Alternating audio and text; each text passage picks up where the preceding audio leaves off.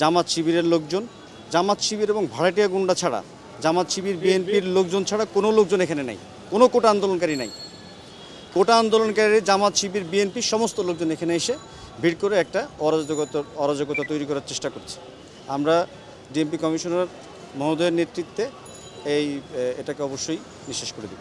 আপনি কি দেখেছিলেন তাদের চেহারা? তাদেরকে কাউ ছাত্র মনে হয়েছে?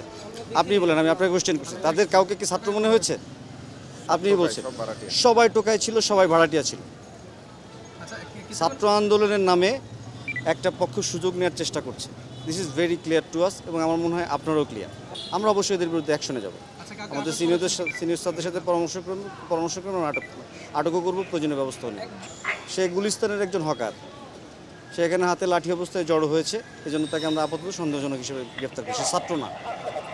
একটা message clear, he is not the student, he is not a student, then why he is here with arms, with stick.